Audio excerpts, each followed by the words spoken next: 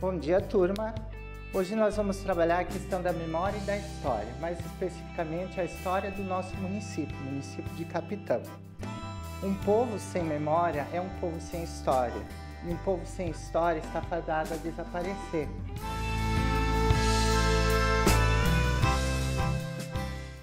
Por isso é muito importante que a gente resgate a história e a memória do nosso município. A história ela é feita de duas formas, a história oral e a história documental. A história oral é aquela que é passada de geração a geração, ela está ligada à nossa memória. Os nossos pais, os nossos avós vão nos contando e nós vamos passando adiante. E a história documental é aquela que está registrada, seja em forma de fotografia, que é a iconografia, seja num livro, seja num documento, tá? Então essa é a história que fica registrada. E durante muito tempo, a história do município de Capitão era aquela história que estava associada à oralidade, que os nossos antepassados iam passando e que nós íamos escutando e íamos transmitindo adiante.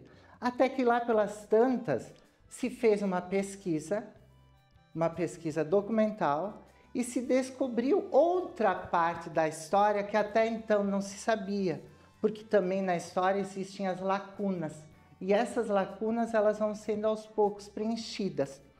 E a história do município de Capitão, ela está muito ligada à história do Vale do Taquari, tá?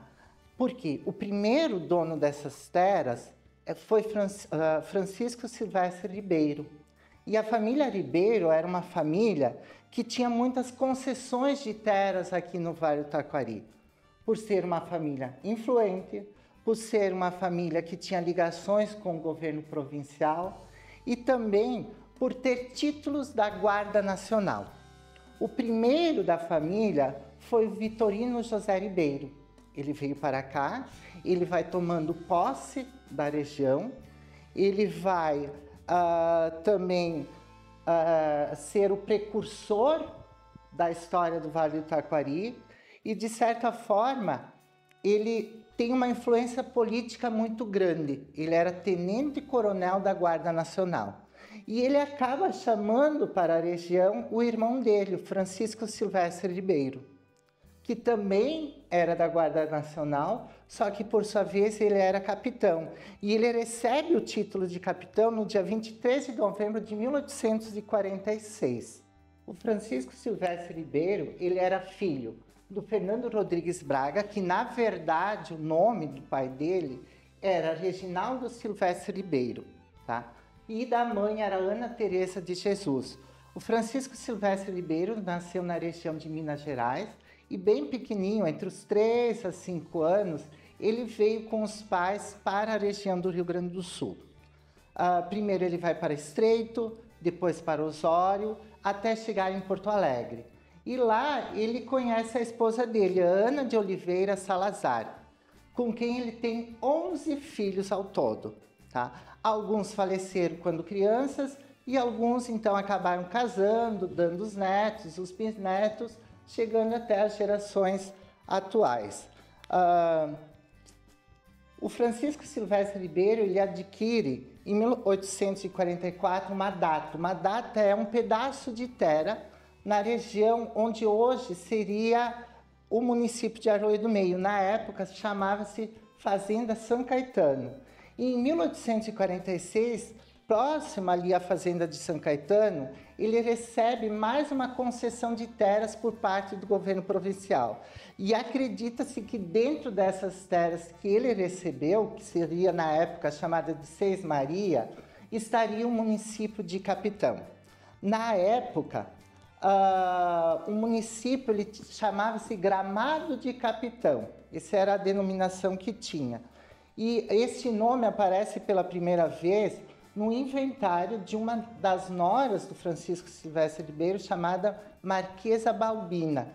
Por quê? Porque em 1848, aos 55 anos, o Francisco Silvestre Ribeiro ele falece, conforme a certidão de óbito é por moléstia interior, que não se sabe ao certo o que seria, e aí as terras dele, a herança, enfim, os pertences dele, uma parte fica com a esposa, Ana de Oliveira Salazar, e a outra parte é dividida entre os filhos. E é importante deixar duas datas à parte. Ele falece em 1848, que é quando então logo após começa a partilha dos bens.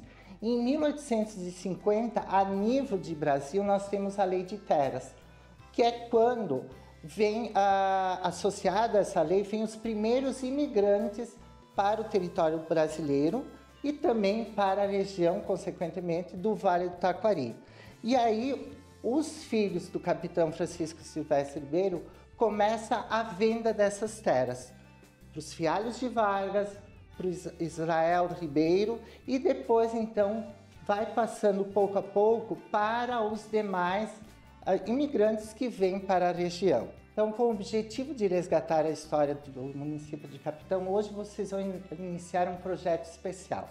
A turma vai se dividir em grupo e cada grupo vai ser responsável por resgatar a memória e a história de uma rua do município.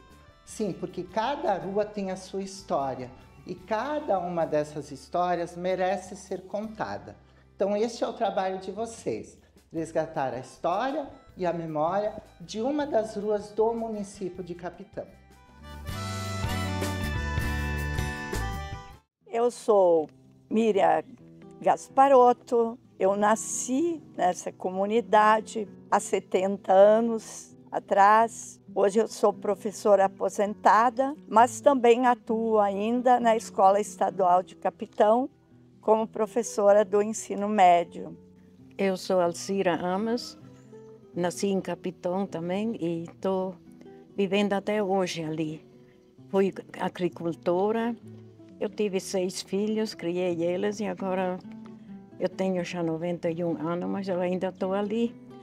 Então, eu sou a Sônia Hartmann Schneider, nasci em Capitão, sou professora, também trabalhei na Escola Estadual de Ensino Médio de Capitão, estou aposentada atualmente.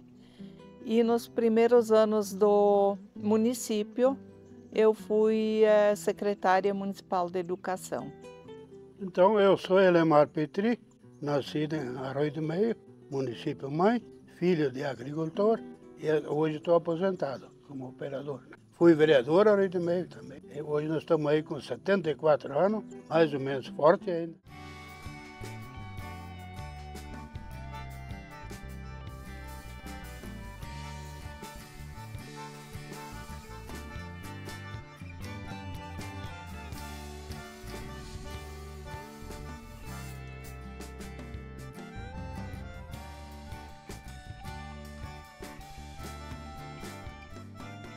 Na Rua 20 de Março, que naquela época não tinha o nome de Rua 20 de Março, nem nome tinha, era só uma estrada, tinha algumas coisas bem importantes.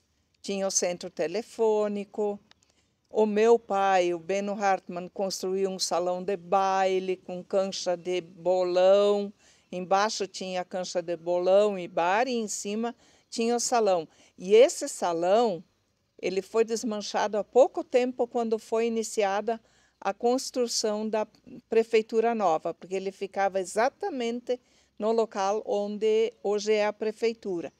E esse salão, ele tem história em grande número de famílias aqui de Capitão, porque muitos se conheceram nos bailes desse salão, muitos casaram, fizeram uma festa nesse salão, né, Vocira? A festa também, o casamento foi feito lá. Então era um salão que assim tinha muitas histórias. Era ainda daqueles salões antigos que tinha o quarto das crianças dormir. Os pais levavam as crianças junto. Quando as crianças ficavam cansadas e dormiam, elas eram deitadas lá na cama, naquele quarto. Tinha uma cama grande, às vezes até 2, e lá as crianças dormiam enquanto os pais ficavam no baile. Tinha também uma alfaiataria, que era o alfaiate que fazia as roupas chiques, né? Os ternos, as fatiotas, para os casamentos e para as ocasiões especiais. Uma central telefônica era aqueles telefones antigos que a gente tinha uma caixinha. Uma cabine na parede. É tipo aqueles sem fio que a gente brinca na escola às vezes. Aí num lugar tu falava e no outro tu escutava. E tinha um fio que ligava essas duas coisas. Então, você ouvia aqui e falava aqui. E aí, quando você queria fazer a ligação, você tinha que tocar uma manivela, né? Que então fazia a tal da ligação. Essa ferraria também ficava nessa rua. Ali onde hoje tem um gramado, onde tem a padaria do Dani, ali que ficava essa padaria. E eles fabricavam as carroças. As carroças, sim, a roda. Então, eu me fascinava quando eu via eles colocar, porque era feita uma roda, né, de madeira, toda ela de madeira, e em volta da roda ia uma cinta de ferro, acho, um metal. E aí, então, tinha que compactar essa cinta na madeira para ela ficar bem firme. Esquentar ela primeiro. E isso tinha todo um processo. E eu me lembro que eu olhava aquilo, eu morava mais ou menos ali perto, e eu ficava olhando, porque eles esquentavam a cinta que ela ficava vermelha, botavam ao redor da madeira e aí tocavam na água para ela compactar e firmar na madeira. E isso dava uma fumaceira, aquela água fervilhava. Isso eu me lembro que eu olhava. Então, nessa rua tinha a subprefeitura, né? Primeiro. Agora, aí quando foi emancipado, se transformou para prefeitura, né? E em que lugar ficava a subprefeitura? Onde está hoje a Secretaria Da Agricultura. Da Agricultura. E aí depois foi construída, então, a administração.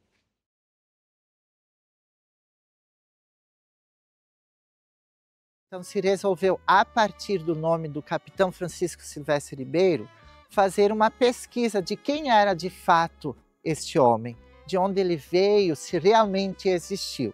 Pelos registros, contam que os pais dele eram da região de Braga, Portugal.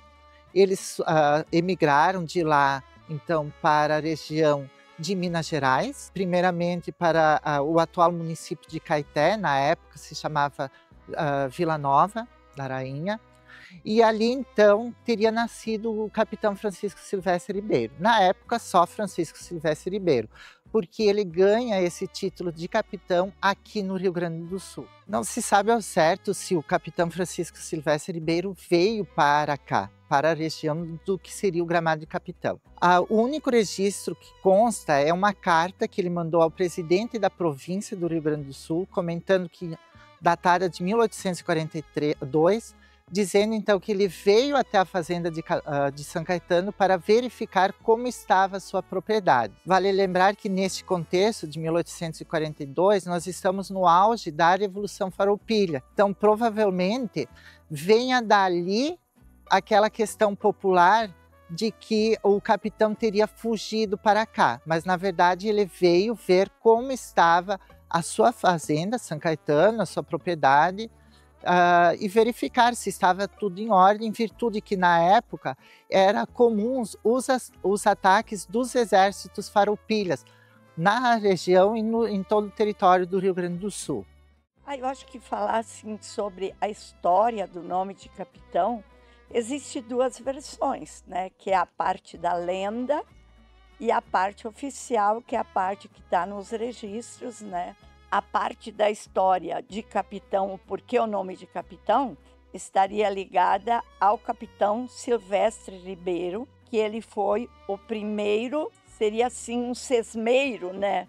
A parte da lenda é que capitão teria o nome de capitão em função da presença aqui no início, nos primórdios de capitão, de um capitão que teria morado aqui, que teria alguns cachorros que ele usava como auxiliares na caça e na própria segurança.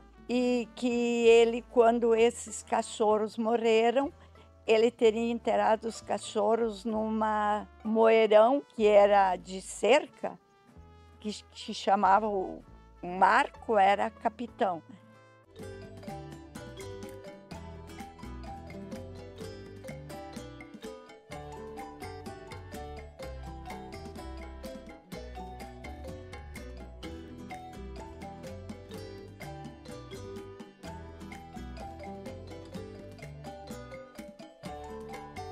Em 1850 é assinada a Lei de Terras pelo governo imperial de Dom Pedro II. É a partir deste momento que começam, então, a vinda dos primeiros imigrantes para o território do Rio Grande do Sul e, consequentemente, para o Vale do Taquari e município de Capitão.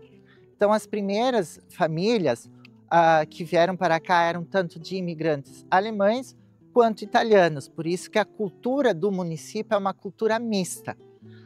Então, as famílias, aos poucos, elas foram se estabelecendo no centro, que seria o chamado Gramado de Capitão, e para o interior.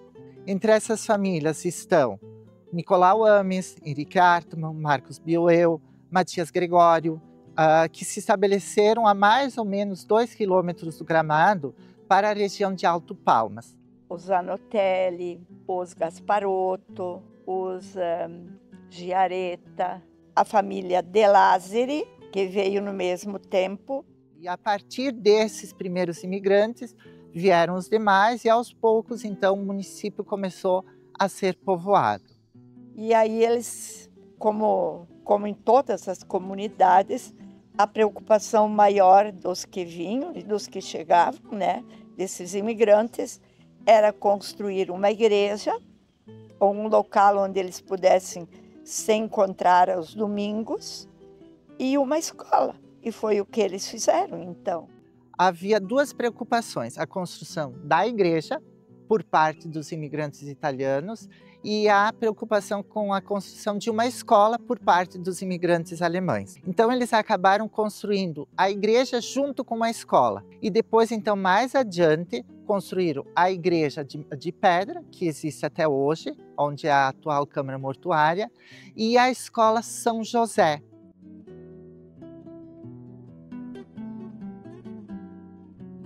Na Rua 7 de Setembro, então, desde muitos anos atrás, tem a Sociedade Esportiva 7 de Setembro, o campo de futebol. No centro ali foi a primeira sociedade que foi criada, está ainda até hoje. Na casa, então, onde mora hoje a Prof. Patrícia, que muitos de vocês conhecem, ali naquela casa, essa casa foi construída por um casal que veio da Alemanha, direto para cá.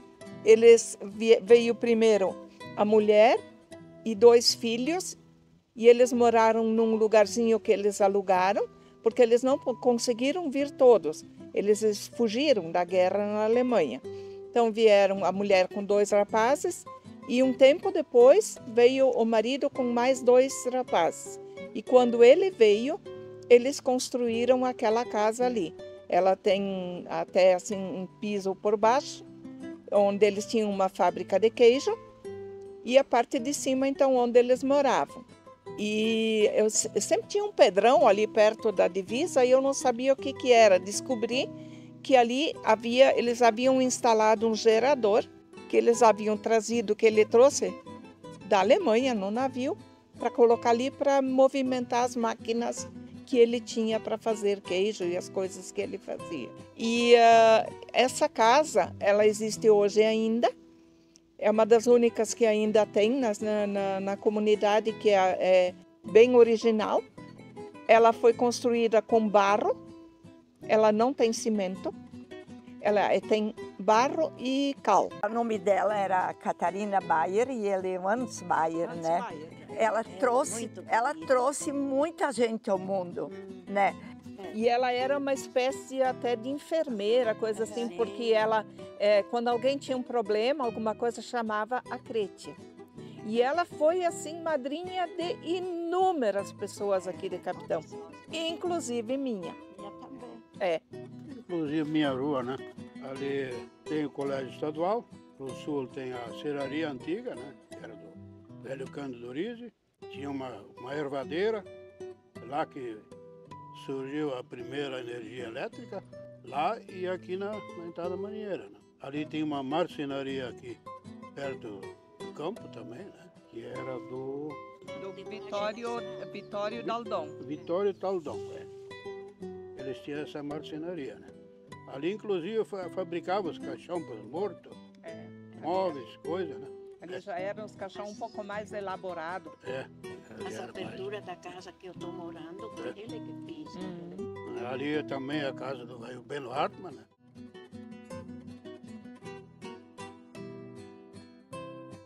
A escola pertencia à igreja, então era uma escola particular que, de certa forma, quem frequentava tinha um certo poder aquisitivo e tinha que ser de origem católica. E isso perdurou durante um bom tempo no município, até que a escola estadual ela foi construída no dia 27 de março de 1950. Ela está inserida dentro de um contexto mais amplo de uma política governamental de Leonel Brizola, governador da época, as chamadas brizoletas. O que eram isso? Eram escolas de madeira que o governador construiu no interior do estado do Rio Grande do Sul, porque o slogan da época era nenhuma criança do Rio Grande do Sul fora da escola. Então essas escolas, denominadas brizoletas, elas vão dar acesso a todos, aos que têm condições financeiras e aos que não têm condições financeiras. Para a época, é uma grande revolução em termos educacionais. Então é construída a escola estadual, no princípio bem pequenininha, com duas salas de aula. Até havia uma certa rivalidade, porque havia um diferencial entre as crianças que continuavam indo na escola São José e as que começaram a ir na escola estadual.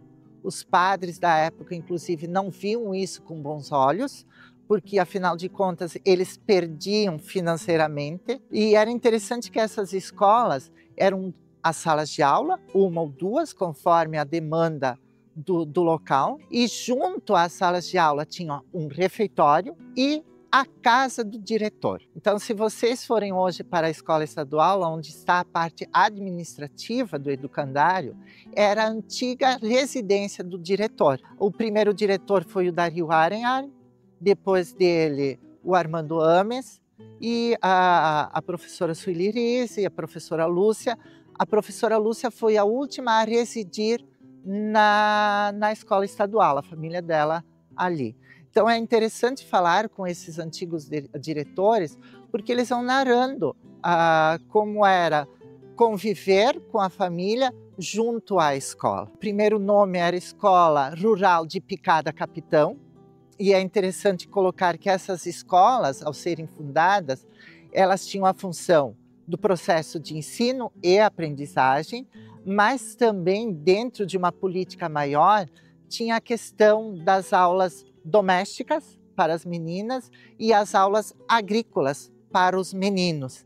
E se vocês pegarem as atas antigas da escola, lá está registrada que boa parte da venda dos produtos agrícolas eram direcionados uma parte para cada família do aluno que estava envolvido e também para a escola, para se manter na compra de material. Depois, então, a escola aos poucos vai ganhando mais alunos, conforme o município também vai aumentando em termos populacionais, e aí vai ampliando o número de salas de aula também, e vai trocando também o nome. De Escola de Picada Rural de Capitão passa para Escola Estadual de Primeiro Grau de Capitão, depois Ensino Fundamental de Capitão, e a partir de 2000 passa para a Escola Estadual de Ensino Médio de Capitão. Por que o ano 2000? Porque foi o ano que veio, então, as primeiras turmas de ensino médio para o município, porque até então quem terminava a 9ª série ou 8ª série da época tinha que estudar em outros municípios. Então, alguns com condições financeiras acabavam indo para outros municípios e os que não tinham condições financeiras acabavam ficando em casa. Então é interessante que as primeiras turmas de ensino médio no município, tinha quase 30 alunos. E eram alunos de várias idades, porque é interessante esse esse movimento, porque vieram alunos fora da faixa etária para completar o ensino médio.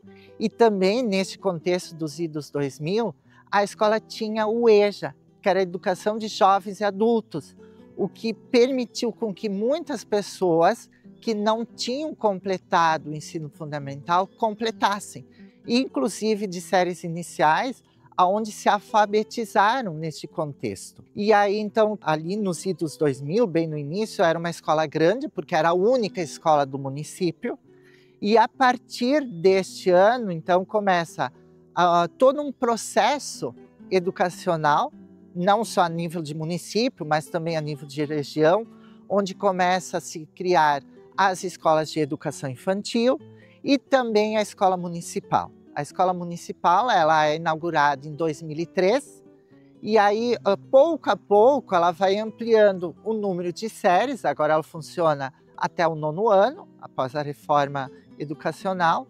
E aos pouquinhos, então, os alunos que estavam na escola estadual passam para a rede municipal. Tá? Então, a maior concentração de alunos na atualidade está na rede municipal e eles vêm para a escola estadual para completar o ensino médio. Então, dessa forma, nós podemos ver que a educação pública no município de Capitão tem 75 anos, a partir da criação da escola estadual até então todas as escolas de educação infantil e as escolas de ensino fundamental também da rede municipal. E claro, dentro de um processo evolutivo, a educação ela continua evoluindo, cada vez alcançando índices melhores, tanto a nível municipal quanto a nível estadual. E é uma característica do município investir bastante no processo educacional. Da rua Luiz Resch, é a rua da igreja, né? Tem a igreja, hoje tem posto de saúde, porque nós temos mais aqui a serraria, outra coisa tem mais, tem uma farmácia, algum outro morador só, né? Tem Mas o mais emblemático dessa rua eu acho a Casa da Cira. Casa da Cira. A Casa da Cira. Esse Kerper, ele com a padroeira da comunidade, né? A nossa padroeira é a Nossa Senhora do Rosário. Então é tradicional assim, cada ano, nesses dias que é da padroeira, né? É festejado o Kerper. Então isso aí o pessoal se preparava, né? Uma semana antes já, né? Para esperar as visitas que vinham, né? Aí vinha de carroça, vinha de cavalo, né? As famílias inteiras. As famílias inteiras, né? Então aí festejava 3, 4 dias. Né? De sábado, aí tinha que dar pouso pro pessoal, né? Até nos paiolos dormia, tinha no milho, né? Tinha aquela palha, né, que desfiava na espiga de milho, né? Era assim, né? Aí botava aquela palha dentro de alguns sacos, né? E ali chorava dentro, dormia assim, um monte de milho, né? Aí outro dia, né, era fazer o buraco no chão, fazer o churrasco dentro do chão. Não tinha churrasqueira, né? Aí um tinha que levantar de madrugada, já fazer fogo, né? Lenha especial, né? As vassourinhas. O espeto era feito de madeira, com aquela laranjeira do mato, né? E a carne tudo temperada, não tinha geladeira, não tinha nada. Aí a cerveja e a cachaça pendurava dentro da cisterna, ou dentro do poço. Parava no pescocinho, tirava fora a garrafa e tomavam daqui. E a bebida também. Era colocada dentro de um coxo, aí se compravam umas barras de gelo, né? Com serragem, sacos molhados, botavam em cima, né? Aí uma garrafa de cerveja dava mais ou menos uns 10 copos. Né? É quente, né? A espuma, né? E para corizada, então, aí comprava uma garrafa de vinho, né? Botava num balde com água, né? Só para colorir água e açúcar. Esse é o tal de sangari, a corizada, né? Meu Deus, isso era festa, a corizada, tanto a corizada com os velhos, né? E vai jogar carta. E de noite no baile, dançando valsa e vaneirão e polquinha, mas não sei o quê, né? Quem animava o baile? Vinha os carteiros. E uma bandinha, geralmente era bandinha, né?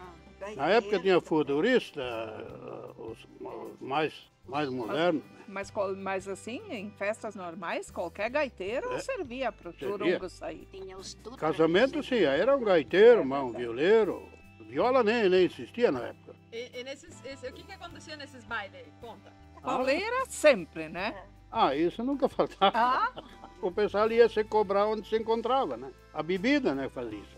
A bebida faz a gente brigar. Aí fica nervoso, fica homem, fica valente. Mas eu sei que saíam de uma festa já com a outra prometida para se pegar. Sim. Daí a parte romântica ali, rolavam os caras, como é que era? A parte romântica tinha aquele bolo de meninas lá de um canto, né? E a corizada metendo uma canjibira, né? Pra ter coragem, né? E o medo para chegar numa menina na época. E se a menina virava a cara, não precisava pedir para ir dançar. Aí levava coisa, né? Aí já tinha os velhos de olho, né? Cuidando, né? Bem mais antigo tinha um protocolo, porque quando as mulheres começaram a pagar a sua entrada, então elas não precisavam dançar com quem elas não quisessem. Porém, quando a mulher tinha entrada, não pagava a entrada, não era cobrado, então a mulher tinha que pelo menos dançar uma ou duas vezes com a pessoa. Os rapazes que não tinham dinheiro não tinham nem como arrumar a guria, porque tinha que comprar uma guaraná, né? Ou tomar um café lá na cozinha, né? Aí ele fazia aqueles assados no forno, né? Muitas vezes roubavam um outro, né? Aqueles paletinhas de porco, assado assim, né? Dentro daqueles fornos de tijolo, né? Linguiça fervida, então. Fazia linguiça em metro fervida, botava em cima da mesa, né? E cuca. Bom, né? Isso era o reforço de madrugada, né?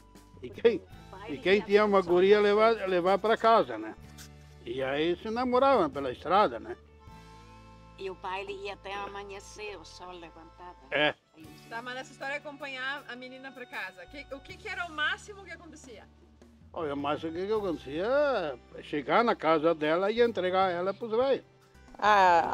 Do Kerpe, o que eu me lembro assim, que a gente torcia muito para chegar perto do Kerpe, porque daí era a única época do ano que a gente ganhava uma roupa nova, um calçado, era assim, por isso que a gente esperava muito essa data.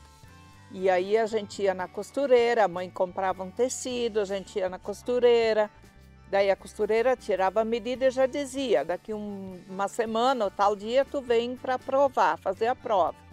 E aí a gente ia lá e media o vestido, aí ela olhava as cavas, olhava tudo. E aí geralmente eu discutia com a costureira por causa da bainha do vestido. Ela queria fazer para baixo do joelho e eu queria que ela fizesse em cima do joelho. E aí, mas ela sempre ganhava porque ela dizia, não, tem que ser para baixo do joelho. Menina não pode mostrar o joelho.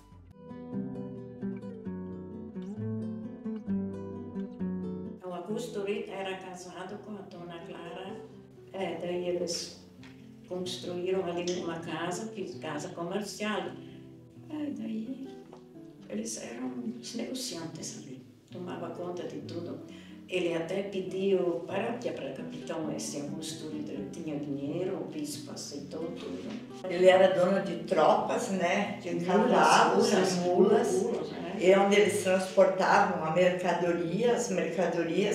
Então as mercadorias iam direto para o Trapiche, que era um barco, o Porto em Estrela. Porto em Estrela. Passo de Estrela, eles diziam. O meu pai, o Beno Hartmann, a família morava lá no Brasil, em Alto Palmas, e era uma das primeiras famílias que veio para Capitão. E ele com 12 anos já trabalhava com esse Augusto Rita. E o irmão dele também, o Clemente. Ele e o Clemente, eles trabalhavam, levavam essas mulas que levavam a mercadoria, eles chamavam trapiche, né? Então amarravam várias mulas, uma atrás da outra. 50 vezes. Para carregar, no lombo das mulas eles carregavam as mercadorias e aí desciam. Por aqui tinha por linha marinheira. Linha marinheira, descia e ia até o rio lá, em Arroio do Meio, de Arroio do Meio daí ia para a Estrela, lá no porto da onde ia Passo da adiante. Estrela, como se dizia, Trapicho. Isso, meu pai trabalhou muitos anos com ele. Era a forma que tinha de escoar a produção daqui. Não tinha outro Não jeito. tinha outro Era jeito. só trilho. Não tinha estrada de E os carro. trilhos abertos a picão, e pá, e enxada. Sim, machado, como dizia. Machado. né? A gente está falando de mais ou menos que ano, que década? Eu tinha, Meu pai nasceu em eu acho- 1912. Eu tinha, acho, 11, 12 anos quando nós olhávamos aquela tropa de mula lá descer com todas essas cargas. Meu E pai, eu tenho 92, quantos anos pode ser? o meu pai nasceu em 1912, ele foi trabalhar com esse senhor Augusto quando ele tinha 12 anos, então 24, lá por 1925, 26, por aí, 27. Ali também nessa época tinha divergência entre as religiões, que nem católico e protestante, né? Querendo ir num casamento, uma coisa, eles também era a coisa mais difícil, né? Proibido, Em proibido. primeiro lugar, os pais não aceitavam. Aí chegava nos padres também não aceitavam, né? Aí ficava entre meio ali, né? Isso também demorou anos e anos, agora mudou. Assim era com as mulheres, né? Quando elas ganharam, né? O prédio dessa casa comercial é o prédio que está aqui na esquina. Ele existe. Ela existe. Em cima tem ainda, bem na parte superior, tem o ano que ele foi construído. Isso foi tudo alterado, então se perdeu a originalidade do prédio. Mas o prédio está ali, é o que está ali na esquina. Ali, Tá ainda. né? Esse é o prédio da primeira casa comercial. Casa de pedra que foi feita de... De tijolo que foi feito As aqui, né? outras eram tudo de madeira, as escolas também tudo de madeira. Tá, e nesta rua, além da casa de comércio, que na época não tinha a rua não tinha esse nome, né? Não. Mas o que tinha de importante aqui nesta rua, né? A igreja, Daí a igreja, que está daí a aqui. escola, né? A igreja, a A escola. escola estava nesta rua. Depois De- o E o cemitério. Depois o cemitério, mas não esse que está agora, né? Não, era outro. Era o outro atrás da escola, A escola São de José. madeira ela era. Depois, meu pai, quando nós tínhamos aula, eles construíram aquela de material ali. A primeira era de De madeira. madeira, sim. Eu fui na aula de madeira também, mas depois no fim ainda conseguimos ali lá. Mais para cima tinha uma época o matador. Também, computador. Mais adiante um pouco, quando veio a Copag, né? Instalou os aviários, né? Poeira. Eu vejo a história de Capitão como esse centro aqui, que a gente estava falando agora, que era a casa de comércio, a igreja, a escola, alguma coisa assim mais de povoado ali, e aí os núcleos ao redor. Tipo assim, a estrada que sobe ali, que é Augusto Rita, a rua, ela ia dar num núcleo lá em cima que era chamado o núcleo das Anotelli, né, Miriam? Ele vai até lá. É a comunidade. Então ali tinha um núcleo de moradores, né? Assim como lá em Alto Palmas, onde a minha família originária se criou, também era chamado Brasília, Alto Palmas, né? Que também era um outro núcleo de moradores. Aí tinha a Marinheira ali, tinha o outro, os Jareta ali em cima, né? Os Gasparotto, né? Então eram tudo núcleos ao redor, né?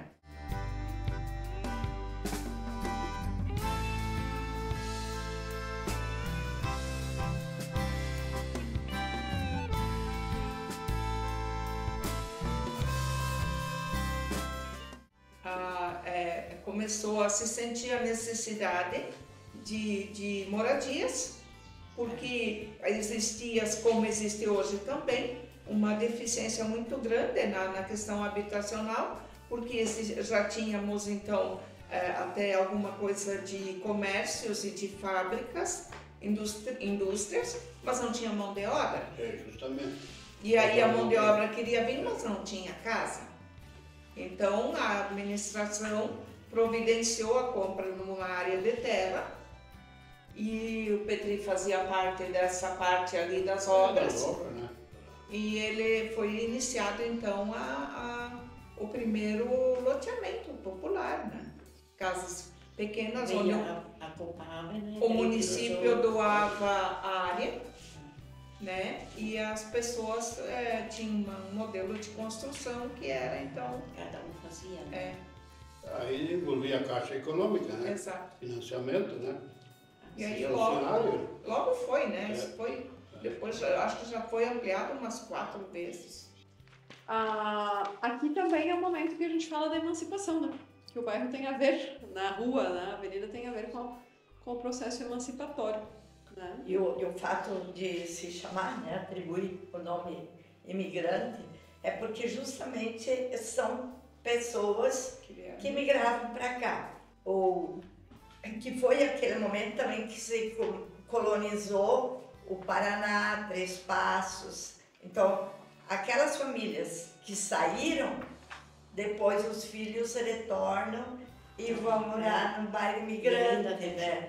São geralmente pessoas que... Descendentes famílias de pessoas que imigraram daqui para fora e que migraram outra vez para cá. A minha família saiu em 56, o ano que eu nasci. Ela saiu e foi morar lá para a região do Alto Uruguai e voltou em 60, por aí, 61, voltamos para cá. O pai voltou.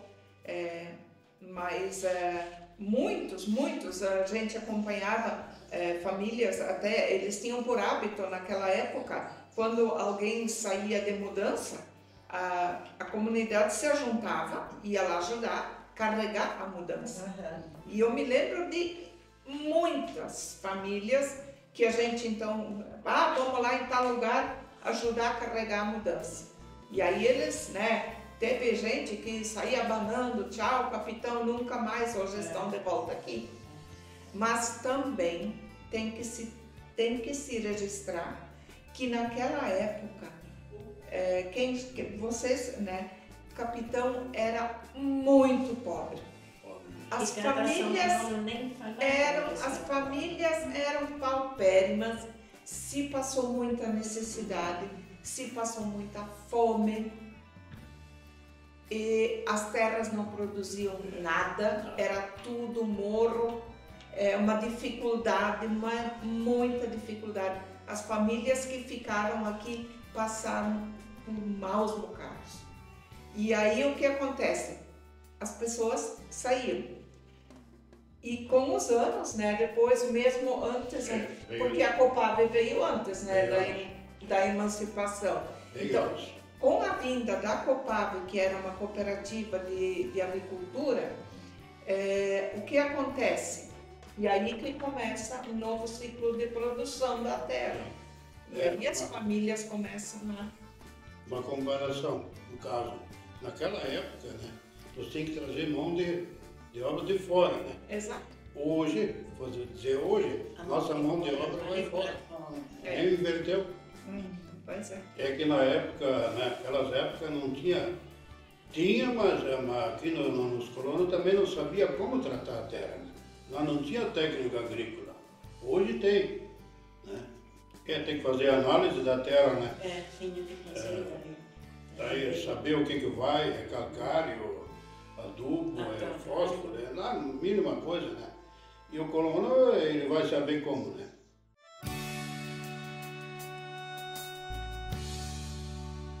Deve ter começado ali em 90, por aí, 90. a ideia, onde foram reunidas algumas lideranças e Sueli faz falta, né? se falou na questão de pensar numa emancipação, porque a gente se considerava muito longe da cidade mãe e assim a gente entendeu que aqui o nosso núcleo, o nosso distrito já tinha algumas possibilidades de começar a pensar em andar com as próprias pernas. E aí o que era o cabeça do grupo era o José Eloy Mate, que foi uma pessoa que batalhou muito, né? Ele então começou a reunir pessoas e começou, então se formou uma diretoria e conselheiros. A comissão toda ela era formada por mais de 60 pessoas. 60 pessoas. Quem um dia quer saber quem fazia parte dessa comissão, o quadro está lá na escada da prefeitura, tem um quadro com o nome de todas as pessoas. E eu sei que o José Eloy era o presidente, o Petri era um vice-presidente, o outro era o primeiro vice era o Hélio. Era o Hélio e você. Aí eu fui o segundo. E a secretária era a Sueli, uma pessoa que também batalhou muito nesse processo, né? A professora Sueli, a Lúcia, eu, depois tinha então tem o Cleto também. O Cleto. Então assim, tinha em cada localidade tinha conselheiros que trabalhavam e levavam as informações, né? E foi um ano e meio assim de muita luta, muitas coisas, buscando muito documento. Chegou numa hora que a gente tinha que ter um número mínimo de eleitores, então a gente fez o trabalho de cadastrar todas as pessoas do município como eleitores para conseguir comprovar o número de eleitores, as áreas, tudo. Foi muito trabalhoso. Muito trabalhoso. Tivemos bastante sorte com 2 advogados que ajudaram muito. Isso, né? Escrito e tudo, os deputados também. Senão nós não ia conseguir. Até que chegamos então ia por etapas, ia se fazendo a documentação e registrando. E aí então chegamos no número de eleitores, conseguimos então alcançar o número mínimo. Aí chegamos na fase do tal do plebiscito. Aí tínhamos que fazer um plebiscito, consultando todos os eleitores do lugar, do distrito, para saber se eles estavam de acordo, sim ou não, em emancipar, né? Mas, graças a Deus, deu certo, né? Em 20 de março de 1992, a Assembleia aprovou o projeto e o governador Alceu Colares, acho que era, né? Sim. Assinou então a lei criando o município. Descobrimos que cada rua da nossa cidade tem uma história e dentro dela tem uma história de nós mesmos. Quando aprendemos sobre ela, a gente aprende sobre nós mesmos e assim a gente tem mais amor pela nossa cidade. Na verdade, não apenas conhecemos a história do capitão, como também nos conectamos com nossas próprias raízes. E como disse o professor, só amamos verdadeiramente aquilo que conhecemos. Esta viagem nos fez perceber que somos parte de algo ainda maior. Agora, amamos ainda mais nossa cidade.